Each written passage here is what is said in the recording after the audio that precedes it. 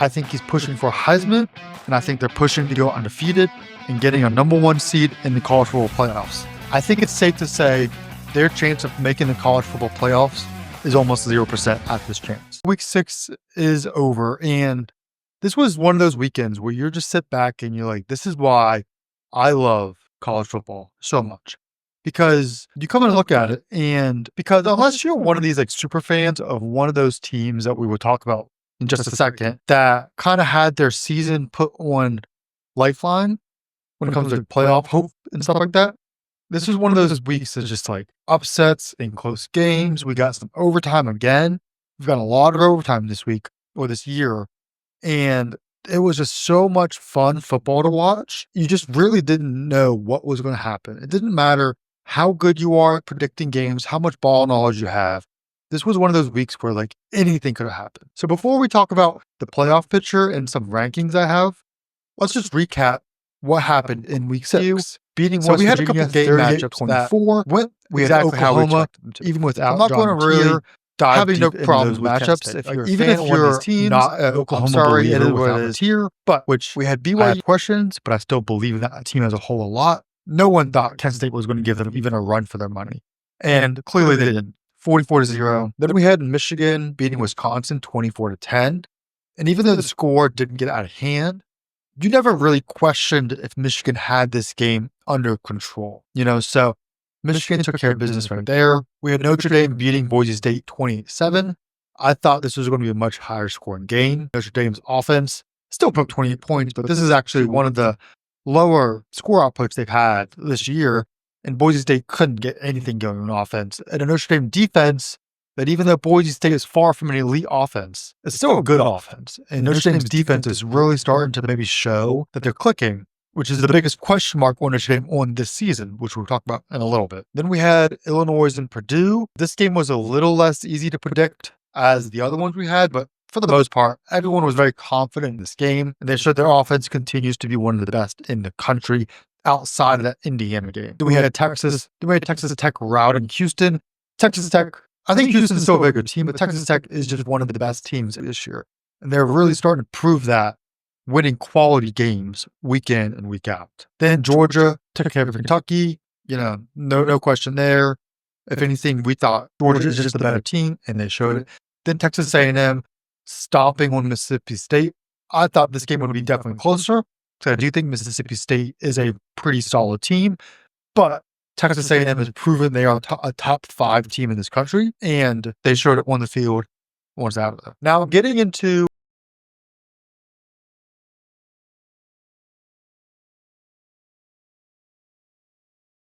upsetting Penn State. Coming off a massive loss against Oregon, the really interesting loss in double overtime. We have to start with, I think, the most surprising game with the emotions from last week still lingering, and knowing they got some more games upcoming, and they went into this game not prepared for UCLA team that just had all the juice in the world. But I get why they weren't expecting this. UCLA was 0-4 coming to the season. They were, I want to say, 134th in points scored per game. So this offense has literally been nothing all year against lesser defenses. Nico played the best game of, I would say, his career. He's 17 for 24, 166 passing yards, 2 TDs, and then another 130 on the ground with 3 TDs. Responsible for 5 total touchdowns, 0 turnovers. And I'll admit, I have not been the biggest Nico fan this year. I know Tennessee fans hate him, but I think most of the country doesn't really love his decision this past offseason. And it's not even just the fact that he changed teams. It was more so that it looked like a pure money standpoint. I know him and his group talk about other reasons, but it seemed like it was a pure money decision. And even though he made less, coming to me, it was like, we want more for Tennessee. They said no, so now I got to find another place out. And then it was money. So he's kind of just like stubborn about coming back to Tennessee on a lesser amount. So he went to UCLA. Anyways, he has been very, very bad this year. But it was still really cool to see why he was a 5-star athlete, why he was such a recruited quarterback, because he was unbelievable doing everything. He had an answer for every single thing this Penn State defense had. On the other side of the ball, Penn State's offense was obviously they ended up kind of moving the ball well towards the end. They were so dysfunctional in the beginning of that game. And I know that all of the eyes are going to be on Drew Aller because he's a quarterback. He historically has not played well against big schools. And he seems to be the kind of connecting piece along with the coaching staff, which I'll talk about in just a second, on why their offense seems to struggle. But I thought he actually played pretty well, relatively. I would say if I was to order or rank the faults of their offense, I'd say he's four. So I would say the play calling and the coaching decisions, but on the offense side of the ball, was extremely questionable. Their offensive line should be blamed second. I don't care how good of a quarterback you are, unless maybe you're prime Lamar Jackson in college, or pros obviously, but we're talking about college.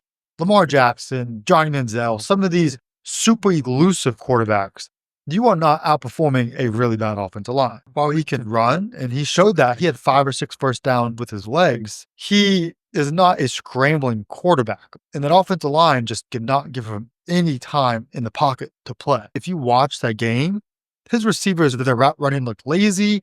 They were getting manhandled on the line. The timing seemed off on everything. So I still think Drew Aller deserves some blame for this game. But I think on the offensive struggles, he would be 4. On the defensive ball, and then on the defense side of the ball, they got shredded on the ground, giving up 280 rushing yards. UCLA was 10 for 16 on third down. They dominated the time of possession by almost 20 minutes. The Penn State's defense, which is supposed to be their safety valve, they're part of the team that doesn't have questions, got demolished. They looked like the 0-4 team in this game, right? And you have a defensive coordinator in Jim Knowles who literally just won a championship last year, having the best defense in the country. So, like, is it a personnel and recruiting problem?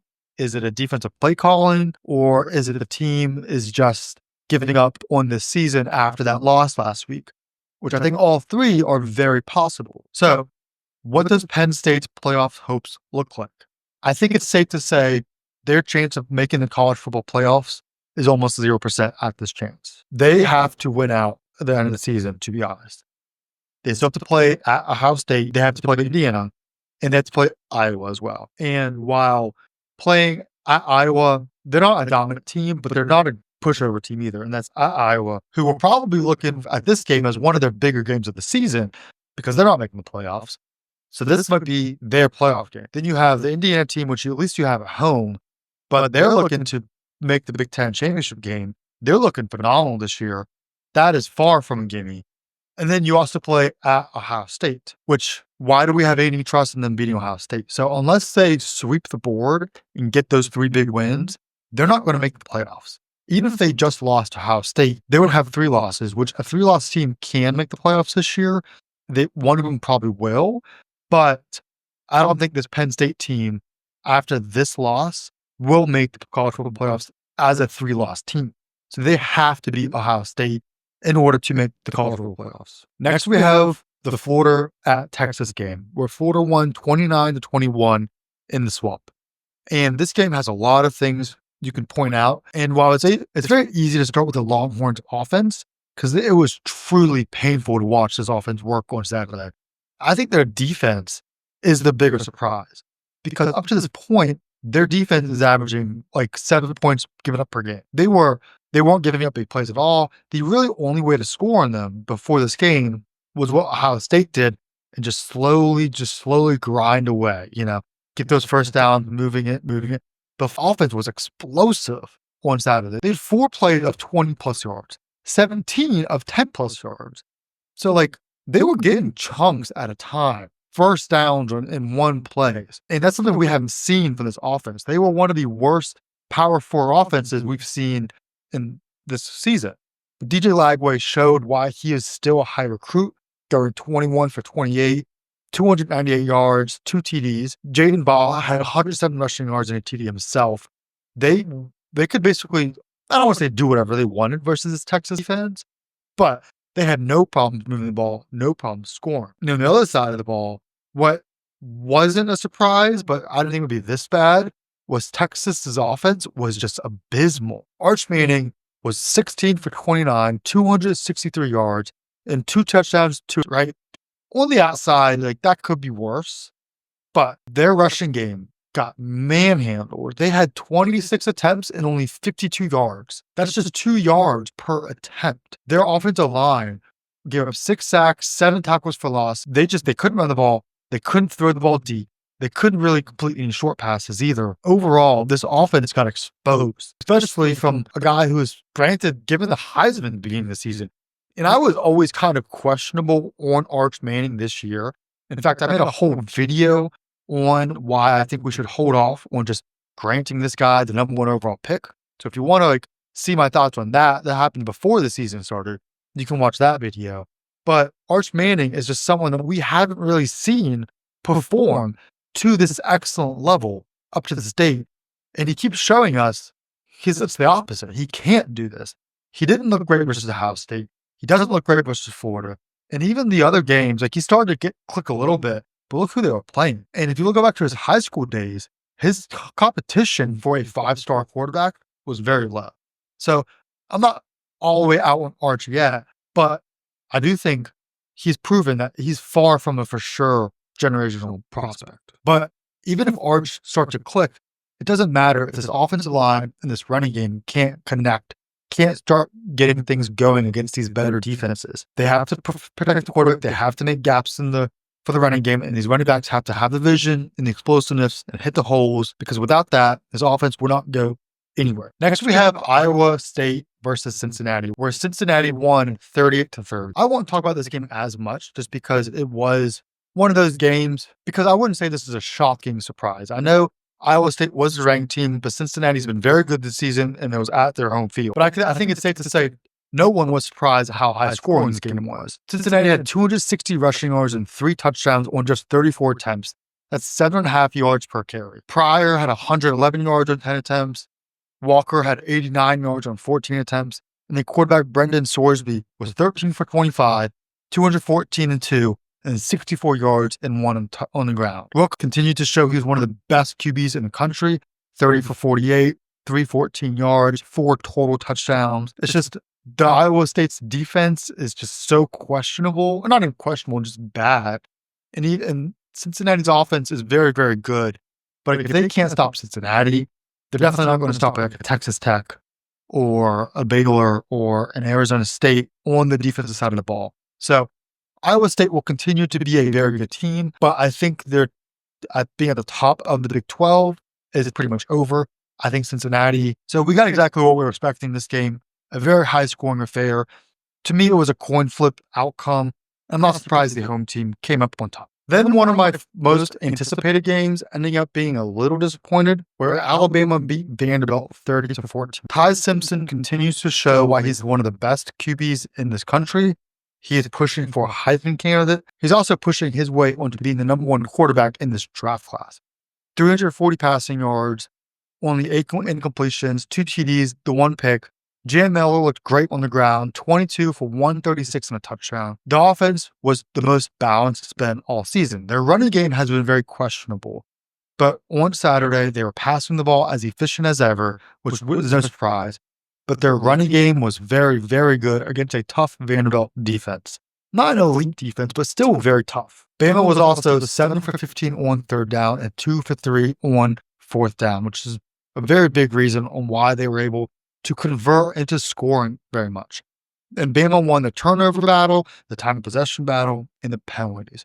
And the turnovers is really what set the key, because Bama started off with their own turnover, first drive of the game. Vanderbilt scores, Bama misses a field goal. Vanderbilt goes right down the field. They have it in the red zone, about to go 14-0 before Pavia, who still had a very good game and who I love, fumbles in the red zone, and Bama scores on their next drive. So instead of 14-0, it goes to 7-7. That one fumble might have been legit the game, because if he doesn't fumble and they go by 2 touchdowns in the first quarter, that might be enough momentum and enough mental problems for Bama thinking about last year, where Vanderbilt goes on to win this game. Pavia still is 198, 1 touchdown, 1 pick. So definitely not his best game. He had 56 yards on the ground. I don't think anyone can say this Vanderbilt team isn't good, but they did come back to earth a little bit. And Bama showed why they're one of the best teams in the country again. And I will talk about them in a little bit, but I think Bama will continue to roll into later on of the season. Another game that I thought was basically a coin flip was Virginia versus Louisville, where Virginia won in overtime 30-27. And to be honest, I thought Louisville, for like 90% of the game, played better. It's just those 10% of that game consisted of two massive turnovers where Cam Robinson had a pick six, and they also had another, and then a fumble recovery return touchdown. And when you give up two defensive touchdowns in one game, it's so hard to come back from. UVA's defense, just overall, like I said, the 2 touchdowns, 5 sacks, 8 passing deflections. Chandler Morris on the offensive side played efficient or played safe. He was 19 for 31. They just had to get some points on the board each time. Miller Moss for Louisville had a great game. 330 yards in the air, 3 total touchdowns, 1 pick. What UVA did a really good job was on the run defense. Isaac Brown is one of the better running backs in the ACC and even the whole country kind of. Was only 13 for 66 with the fumble loss. Even though it was a pitch, like I don't know if it was all his fault, but Virginia was able to hold off a very good Louisville team on a week where they're coming off such a high versus that Florida State game. I thought that Louisville very well could have come away with this game because I think they're just as good. And like I said, Virginia coming off that Florida State game, it's harder to play a tough game like this after a game like that. But Virginia stays ranked. They continue to push their way through the ACC. And I do think they have a very good shot at going to that ACC championship game. Speaking of ACC, we had the ACC matchup of the day. Miami beating Florida State 28-22. Carson Beck looked amazing. He didn't really have to make any big throws, but he was super efficient. He had 4 touchdowns on 240 passing yards. But the key was Miami's defense. They had 3 takeaways. They had 2 sacks, and they only allowed 3.5 rushing yards per attempt in this game, which against a Florida State team that is at their best when they're running the ball is the key. Castellanos played a very good game, 272 yards in the air, 57 on the ground, 2 touchdowns, but he also had 2 picks. Sawchuk had a really tough time getting him. I thought Florida State played a really good game. I thought the first half, Miami looked like the clear better team, and it would have been very easy for Florida State just to kind of cave in and just let Miami, run it out. But they fought back. They made it a really interesting second half. And they showed why they're still one of the better teams in the whole country, but especially the ACC. They're not far off from Miami's level. It's just Miami is one of the better teams in the whole nation this year. Miami held on. Miami won. And a couple other games that I thought were really fun to watch that maybe had some, not necessarily playoff implications, but teams that are still pushing for a spot, even if I don't believe they can make it. Baylor won in a crazy game, 35-34. Navy and Air Force were in a shootout. How often can you say that? That was my favorite game to watch in the morning slate. Washington came back and beat an undefeated Maryland team on their home field. Nebraska beat off Michigan State 38-27. And Duke crushed California. And Duke, who I was kind of shitting on early in the year, is actually undefeated in the ACC. So in their minds, they are still pushing for a chance to go to the ACC championship game. But those were the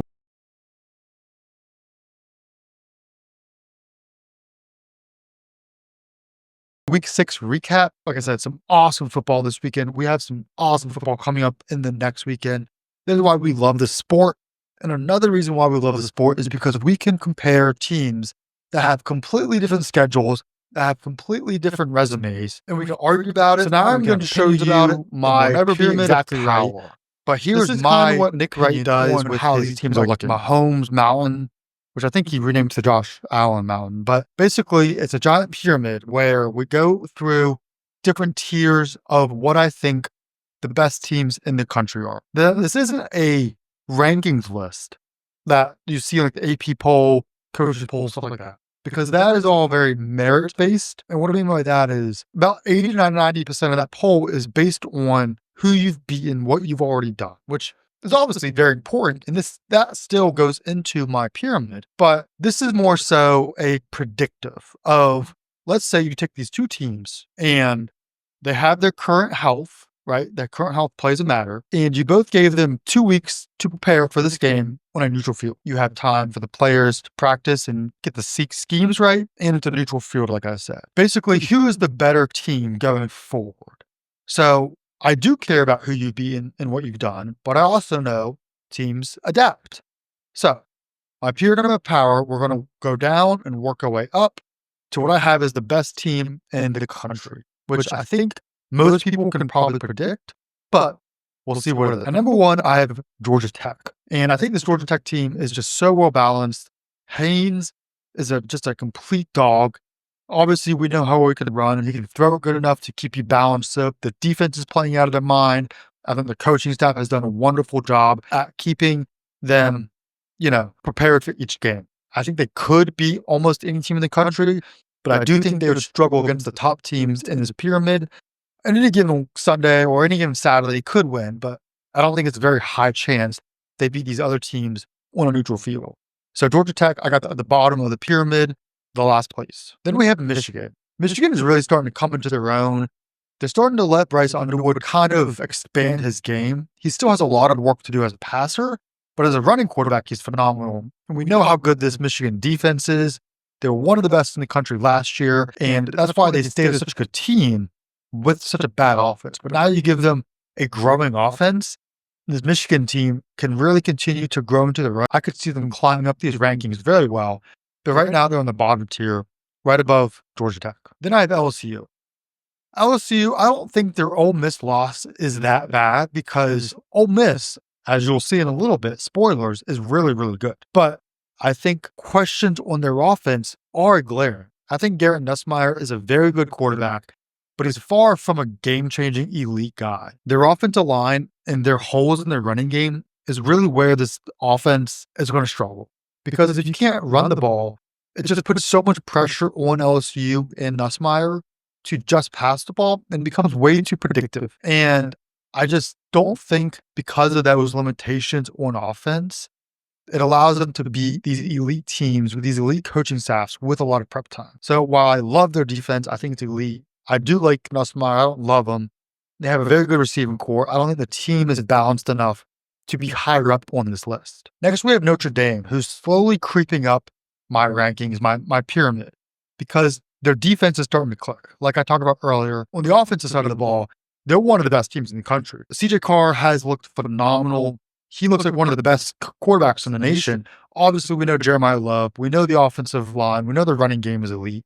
Their defense, which this is very surprising for a Notre Dame team, was getting torched early in the year. But they're starting to click. I know it was only Arkansas. I know it was only Boise State. Two teams that aren't terrible but aren't elite. We got to see them doing against a little better teams, which we won't really see this season because their schedule is pretty weak the second half of the year. But I'm trusting their defense is starting to get it together, which means that as a team is starting to become more complete and moving up the board. Then to finish the bottom tier, I have Oklahoma, and I actually hate this placement for them, but I had to do it because of the question marks revolving around John Mitchell and him not being in the game. Now, I'm not saying they can't beat elite teams without Mateer, but with Mateer, they're a top 3, 4, 5 team for me. Without Mateer, they're still a top team, and I still think they have a good chance to make the college playoffs. I think this defense is a top 3 unit in the country. Their running game has gone well. Their wide receivers are really good. I think their coaching staff has really clicked on the play calling, the personnel, something that was a question mark last year. But until Mateer comes back, or if Hawkins continues to show he can play so well against worse teams, Oklahoma is going to be a little lower on my pyramid. So that's the bottom of the pyramid. All these teams are kind of in the same level. While I did rank them in my personal preference, you could pretty much interchange any of these guys, and that goes for every level of the pyramid. Starting off the next level with Indiana. Indiana has been so elite this year, efficient on offense, great on defense. Now, they didn't look great versus Iowa, but that's not an easy team to play. They're still a very competitive Iowa team. Mendoza has shown he could be one of the best QBs in the country. Eddie, Google him. All he does is win. He continues to just put up wins and wins and wins. I know his schedule hasn't been the most difficult. We will see them more challenged. They got to play Oregon this week. They got to play Penn State later on. But I think this Indiana team can really put themselves into a playoff position again against a harder schedule this year than last year. Indiana deserves to be on this pyramid. Next, we have Tennessee. I pretty much have nothing but good things to say about them. Joey Aguilar has been a phenomenal addition. Seeing him go from community college to App State to UCLA and now dominating an SEC team. They were so close to beating Georgia and being undefeated. They'd probably be ranked top 5 if they won that game. but their defense is still really good. Even though Georgia did put up a lot of points versus them, their offense was starting to click. I think Tennessee will continue to excel this season. Next, we have Texas Tech, and this is probably one of the harder teams I had to place because, to be honest, I was so close to putting them up a notch too higher. Their defense is just outstanding. Probably the best defensive line in the country. Their secondary is good. Their linebackers are great. Their offense has been balanced. They've been blowing everyone out. And it makes you wonder is like if their competition just happens to be way worse than we think, or are they that good? And I do think they are that good. So Texas Tech is another team I think will continue to climb their rankings because I don't really think there's a team on their schedule that I would pick them to lose. I'm not saying they will 100% go undefeated because we know how hard that is, but Texas Tech is just dominating this year. And I think there's very few teams that I would pick to be over them as a favorite on a neutral field. Next, we have Georgia. Georgia is just kind of doing Georgia things this year. Great defense. Offense is good, but not elite. I still have a lot of questions about their play calling and their creativeness on the offensive side of the field to beat other elite defenses, but they will always be competitive. Kirby Smart, one of the best defensive minds of football, you give him time to game plan, and he will have his defense in a position where they can win a football game. They just need the offense to do it enough. So Georgia comes in at the end of tier number 2, or I guess the beginning of tier number 2, since we're going in reverse order. Then I have Texas A&M starting tier number 3. Their defense is clicking. They just blew out Mississippi State. They blew out Auburn, or they didn't blow out Auburn, but they shut them down. The offense is still a little more inconsistent than I would like. They started off the Mississippi State game slow. They obviously didn't move the ball versus Auburn, but I think Marcel Reed is a dynamic athlete. They have elite running backs. They have a good wide receiver core. This offense can click. We just got to let it do it. That's why they're not at number 4 or 5 or 3 on this list, to be honest. It's just that offense is too inconsistent at the moment. But as inconsistent as they are, I still pick them to beat most teams in the nation, obviously, on all things given equal. Then I have Miami. And this is kind of the proof that this is not a rankings list. This is a power pyramid, right? Pyramid of power. Because Miami has just as many good wins as anyone, And in the AP poll, and I agree with this, they're ranked number 2, I think. They definitely need to be top 3. They definitely need to be 1 or 2 in a coaching rankings list or AP rankings list because they beat in Florida State. They beat in Florida. They beat in USF. They beat in Notre Dame. They beat in just as many good teams as anyone, right? But I still think you match them up against the 4 teams that I don't think they're favored to win that game. Could they? Sure. We're at the point where all these teams are very, very equal. But if I had to pick, if Vegas was making odds, they're not favoring Miami versus the other 4 teams. Miami's defense is elite.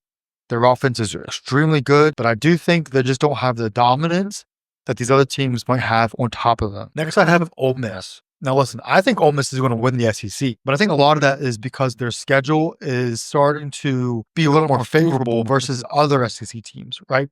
But they beat LSU. They've done their job.